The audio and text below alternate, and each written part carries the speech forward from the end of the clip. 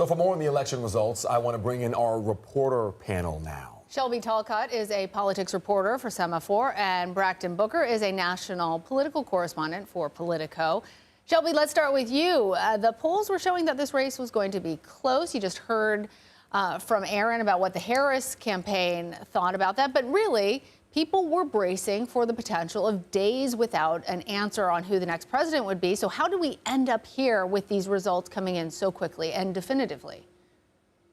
Yeah, listen, when I've talked to Donald Trump's campaign aides over the past few weeks, they certainly, most of them believed that it was probably going to be an extremely tight race, just like Kamala Harris's team thought. Now, there were some people who thought if everything goes right for them, it could be this blowout scenario that we ended up having, but that was not the primary opinion within Donald Trump's campaign. And when I spoke to campaign aides last night, they sort of argued that one of the fatal flaws of Kamala Harris's campaign was that she focused too much on what they described as intangible issues, like democracy, like the January 6th riot at the U.S. Capitol, when so many Americans were more focused on tangible issues like the economy, like the cost of gas and the cost of groceries.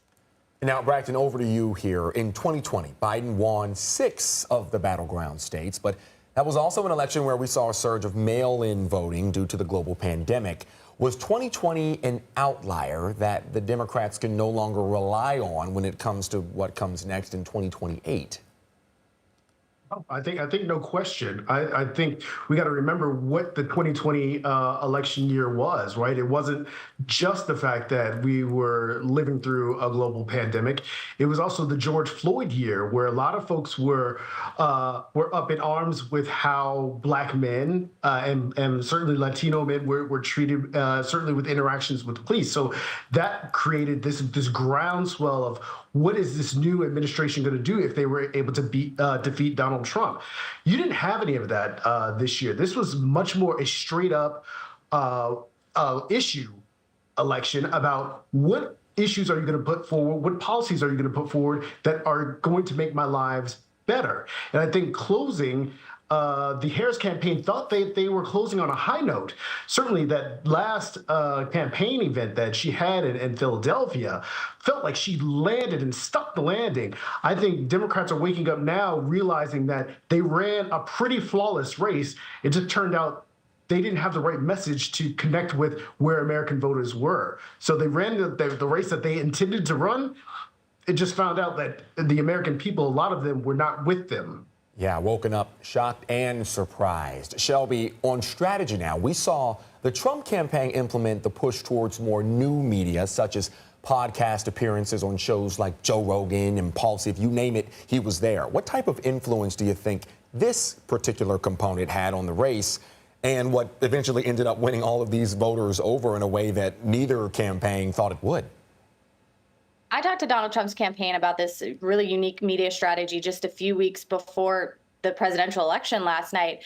And the big thing that they thought that was beneficial in bypassing sort of the mainstream media and going to these independent podcasters was, it allowed for a longer forum for Donald Trump to be asked questions in a manner that they felt was sort of less adversarial, and B, it humanized him. And I think that second part is really particularly true because you had him, for example, sitting on Joe Rogan for 3 hours talking about UFOs and quite frankly everything under the sun, and it was reaching just an immense amount of voters, a lot of whom were male, and so a lot of whom were low propensity voters, and they were able to use that new media strategy and successfully get some of these folks out to vote for him that may not have voted for him if he had stuck to the traditional old school media strategy. Shelby, I want to follow up with you on the point that you're making right now about a lot of the voters he was courting in the Trump campaign being male. What role do you think gender played in these election results? Well, listen, I think it was a little bit less than we maybe anticipated. Now, certainly there was a gender divide, but it wasn't as stark as I think we thought, because the big thinking was Kamala Harris's big base is going to come from younger women who are more reliable voters. And what ended up happening, of course, was, Donald Trump swept. And I think that is more a referendum on maybe her messaging not working for people overall, more so than it might be, a huge swath of male voters turning out just for Donald Trump and dominating. So more about the issues rather than the demographics, because we also saw, of course, a surge in support from Latino and Hispanic voters for the former president. Brakkton, let's look ahead a little bit, because there's a conservative majority on the Supreme Court. Democrats lost the presidency and the Senate, and now they may fail to win back the House. So where do they go from here?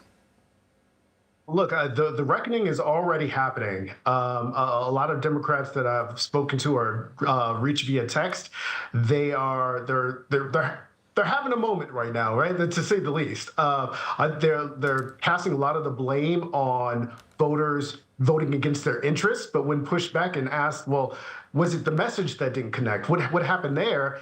And some people say, look, we're fighting through a time where white supremacy is leading all, but that can't explain why large numbers of Latino men and large numbers of black men broke for the Republican Party.